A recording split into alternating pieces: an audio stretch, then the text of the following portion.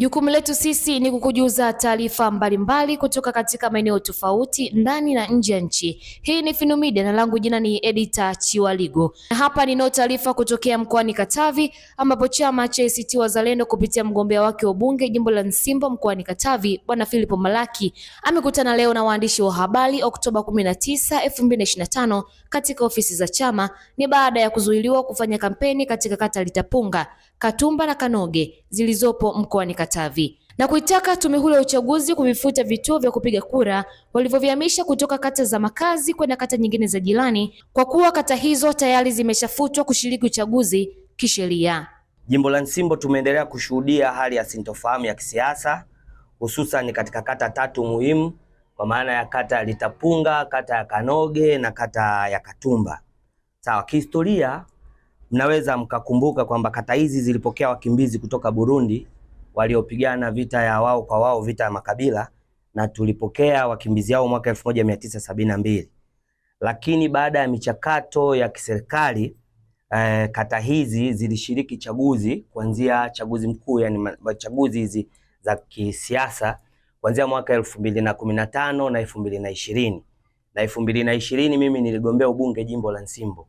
Kata hizi ambazo zinaitwa kata za makazi zilishiriki uchaguzi na zilisimamisha wagombea wa udiwani, ubunge na rais, tofauti na zuio lililotolewa mwaka huu wa uchaguzi. Lakini zuio hili lilitolewa makusudi kwa wapinzani pekee, hasa ACT Wazalendo, na kwa ushahidi sisi ACT Wazalendo tulizuiwa kufanya chochote kinachohusiana na siasa, lakini Chama cha Mapinduzi pekee ndio walioruhusiwa kufanya siasa ndani ya kata hizo za makazi, na zizungumzie hizo kata tatu. Lakini baada ya kuona hali hiyo, sisi kama chama cha ACT Wazalendo na mimi binafsi kama mgombea ubunge wa jimbo la Nsimbo, tuliona dhuluma hii ikijengeka hatua kwa hatua, na tuliamua kuchukua njia za kiamani kabisa kupaza sauti kupambana na udhalimu huu. Ndio maana tulichukua hatua za kisheria na kiutaratibu kwa kuandika barua kwa mkuu wa makazi kuomba kibali cha kuingia kufanya siasa katika kata hiyo. Naye kwa makusudi bila kupepesa macho alituzuia kwa barua kufanya mikutano, iwe mikutano ya ndani au mikutano ya hadhara, wala kufanya chochote ndani ya kata hizo. Lakini tukishuhudia CCM wakiendelea kufanya shughuli za kisiasa, tukaamua kuchukua hatua ya pili ya kuandika barua tume huru ya uchaguzi ngazi ya jimbo na ngazi ya taifa. Tukajibiwa na msimamizi wa uchaguzi jimbo la Nsimbo pekee akieleza kuwa kata hizo zimetangazwa kisheria, kwa hiyo shughuli za kisiasa zinaruhusiwa kufanyika na barua tunazo. Lakini hatua ya tatu tuliamua kumwandikia katibu tawala wa mkoa, lakini hakutupa majibu mpaka leo. Hatua ya nne tuliamua kuandika wizara ya mambo ya ndani na tukahoji mambo ya msingi. Barua hiyo hatujajibiwa mpaka leo. Tukachukua hatua sasa ya kuwasiliana na Umoja wa Mataifa. Mimi kama mgombea ubunge niliandika barua hiyo, lakini pia chama kwa maana ya ngazi ya mkoa iliandika barua pia UN kuelezea kuhusiana na kadhia hizo za makazi. Lakini UN na wenyewe walitupa majibu kwa nyakati tofauti tofauti kwa kuwasiliana kwa simu na mambo mengine. Sasa ndugu zangu waandishi wa habari, tulifanya haya yote ili kutafuta haki ya kuwasaidia wananchi wanyonge ambao wanatishwa, ambao wako kifungo huru, wananchi ambao umasikini wao unatumika kama mtaji wa kisiasa kwa Chama cha Mapinduzi. Na barua zetu tulihoji pamoja na vifungu vya sheria vilivyotumika kujibiwa kwetu na mkuu wa makazi. Sawa, tulihoji vifungu hivyo vya sheria vinafanya kazi kwa vyama vyote vya kisiasa au ni Chama cha Mapinduzi pekee. Sisi tulitaka kujua. Mwaka 2015 na 2020 tulishiriki uchaguzi mkuu wa kata hizo. Sawa, maeneo hayo yakiwa sehemu ya makazi kama leo, kwa sababu tunajua kuna wananchi wengine kule walipewa uraia, wengine walirudishwa kwao Burundi. Sasa tulihoji maeneo hayo yakiwa sehemu ya makazi kama leo, kama wanavyodai vyama vyote vilishiriki kuweka madiwani, wabunge, japo madiwani wa upinzani waliondolewa. Tukahoji, je, kuna wakimbizi wapya waliongezeka ndani ya miaka hii 10 mpaka leo watuzuie? Hatukupata majibu. Lakini tulihoji Tume ya Taifa ya Uchaguzi ambayo kwa sasa inaitwa Tume Huru ya Taifa ya Uchaguzi imeandikisha wapiga kura katika daftari la kudumu la wapiga kura katika maeneo hayo ya Katumba, Kanoge na Litapunga ambao wana haki ya kuchagua na kuchaguliwa. Sasa kama chama tukajiuliza, je, tume haikutambua kwamba hayo ni maeneo ya makazi na hakuna raia wa Tanzania kama inavyodaiwa sasa? Lakini pia tulihoji, wakati mkuu wa makazi anazuia vyama vya upinzani kufanya siasa katika maeneo hayo akidai kuwa ni makazi ya wakimbizi, kwamba akidai kwamba ni makazi ya wakimbizi, Chama cha Mapinduzi kimekuwa kikifanya shughuli zote za kisiasa katika maeneo hayo, wakiwa na viongozi wa chama chao, wagombea wao, wawakilishi wa kuchaguliwa na ofisi za wazi zikionekana katika maeneo hayo. Sasa tukajiuliza, je, vifungu vya sheria vinavyotumika kuwazuia ACT Wazalendo kuingia humo ndani kwenye hizo kata kufanya siasa vinatumika kwa ACT Wazalendo peke yake au ni kwa vyama vyote vya siasa?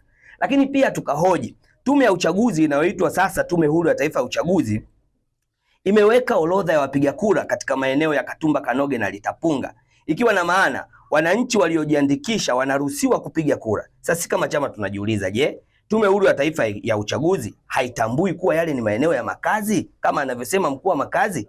Na kama inatambua, kwa nini iliruhusu raia wasio wa Tanzania kuandikishwa kwenye daftari la wapiga kura na kutolewa na kuwekwa vituo vya kupigia kura?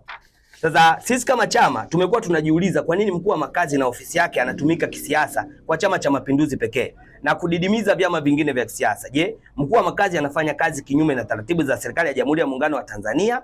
Na kama anafanya kazi kwa mujibu wa sheria, haoni kuwa anakiuka na anaivunja katiba ya Jamhuri ya Muungano wa Tanzania kwa kuwanyima haki wananchi waliojiandikisha kupiga kura kihalali katika kata hizo kwa kukosa kuwasikiliza wagombea ili waweze kuwachagua?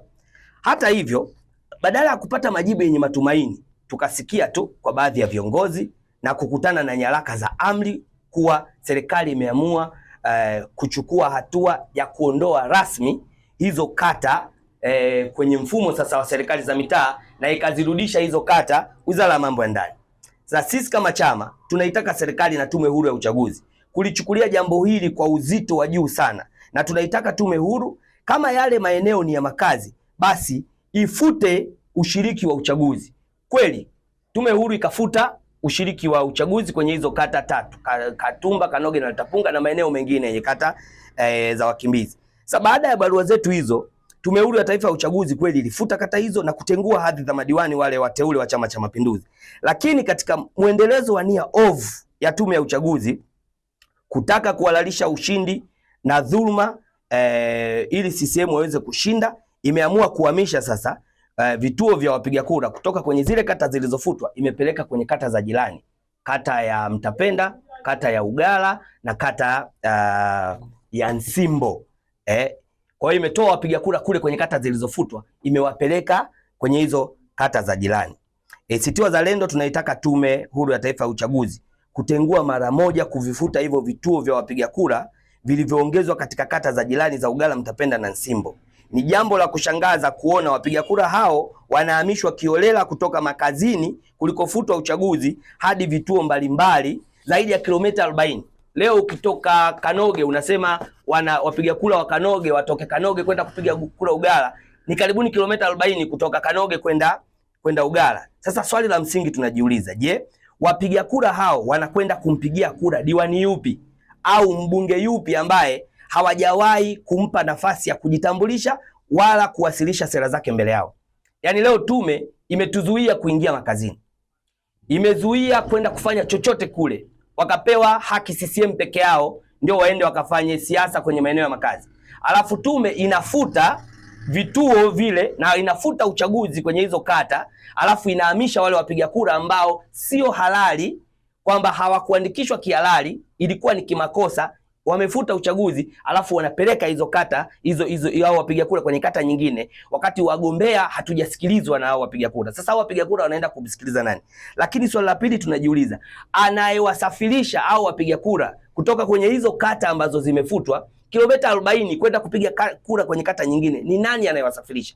Fununu tunazo, CCM imeandaa magari ya kubeba wapiga kura, ni haki, CCM wanabeba waende wakapigiwe kura chini ya usimamizi wa tume huru. Kwa tume huru inaenda kuharibu uchaguzi wa kuwasaidia CCM kushinda kiholela kwenye uchaguzi wa dhuluma. Sasa ikiwa Tume Huru ya Taifa ya Uchaguzi inaruhusu hali kama hii kuendelea, ni wazi kuwa inajipambanua sio kama muamuzi huru wa uchaguzi, bali kama mshiriki katika kuvuruga misingi ya kidemokrasia.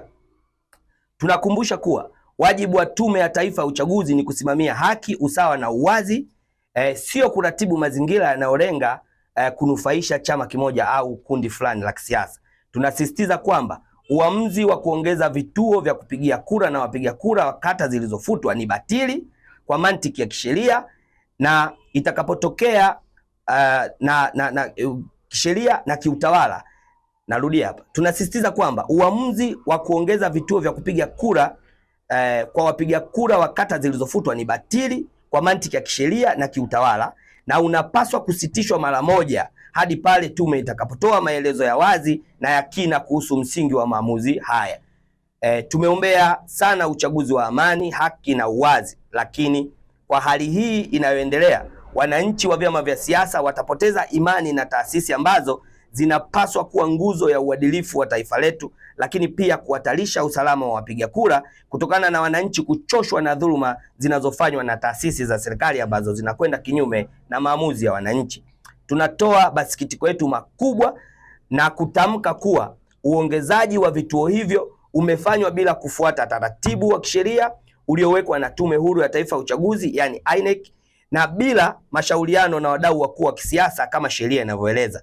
Kitendo hiki si tu kinakiuka misingi ya utawala bora na demokrasia, bali kinaweka mazingira ya ushindani usio wa haki na kuhalalisha ushindi wa upande mmoja, hasa kwa chama tawala, Chama cha Mapinduzi, ambao Tume Huru ya Uchaguzi imelifumbia macho kuona CCM wao wanaruhusiwa kufanya siasa kwenye maeneo ya makazi chini ya usimamizi wa mkuu wa makazi, kwenye kampeni ambapo vyama vya upinzani vimezuiliwa. Ni dhahiri kwamba hatua hii inaleta sintofahamu kwa wapiga kura, inaharibu taswira ya Tume ya Uchaguzi kama chombo huru, na inatishia amani ya mshikamano wa haki za kisiasa na wananchi wa jimbo la Nsimbo na maeneo mengine ya Tanzania. Tunakumbusha kuwa jukumu la msingi la Tume ya Uchaguzi ni kuhakikisha uchaguzi unakuwa huru, haki na usawa bila upendeleo wa aina yote. Kwa misingi hiyo, tunaitaka Tume Huru ya Taifa ya Uchaguzi: moja, ifute mara moja vituo vyote vilivyoongezwa kinyume na utaratibu. Mbili, kutoa taarifa rasmi ya maandishi kueleza misingi ya kisheria iliyotumika katika kuongeza vituo hivyo, ili hali kata za wapiga kura hao zimefutwa kisheria. Tatu, kuhakikisha uwanja wa ushindani unakuwa sawa kwa vyama vyote kabla ya tarehe ya uchaguzi wa mwaka 2025. Na hapa sisi kama chama tunatoa ujumbe kwa umma na serikali. Tunaitaka na kuikumbusha serikali kwamba haki ya kisiasa ni haki ya kikatiba. Kuondoa maeneo ya wananchi kushiriki uchaguzi ni kuua demokrasia na kupuuza usawa wa kisiasa. Tunaitaka Tume Huru ya Uchaguzi na serikali kwa ujumla kutoa majibu ya kina kwa haraka iwezekanavyo kuanzia sasa kabla ya tarehe ya uchaguzi, ili vyama vinavyoshiriki uchaguzi vijipange ipasavyo. Na hapa tunasisitiza, ikiwa kutatokea vurugu zozote za kisiasa na uvunjifu wa amani kutokana na uharibifu huu na wizi huu unaoratibiwa na Tume Huru ya Taifa ya Uchaguzi, basi Tume ya Taifa ya Uchaguzi itakuwa chanzo cha vurugu hizo kwa wananchi kwa sababu ya ubadhirifu huu wanaofanya. Tunasisitiza ACT Wazalendo itaendelea kusimamia wananchi wa Katumba, Kanoge na Litapunga kama ambavyo tumekuwa tukisimama nao katika siku zote, wakidai haki zao katika kudai haki yao ya msingi ya kushiriki uamuzi wa mustakabali wa nchi yetu. Mwisho, tunaomba waandishi wa habari na jumuiya za kimataifa kufuatilia kwa ukaribu swala hili, kwani linaashiria mwenendo wa hatari wa kunyimwa kwa demokrasia katika taifa letu, na tunaendelea kutoa wito wa amani, haki na uwazi na uwajibikaji katika uchaguzi wa mwaka 2025. Asanteni sana kwa kunisikiliza. Kwa taarifa zaidi endelea kuwa karibu nasi, usiache kusubscribe, kulike, kucomment na kushare ili uzidi kupata taarifa mbalimbali kupitia hapa Finu Media. Langu jina ni Edita Chiwaligo.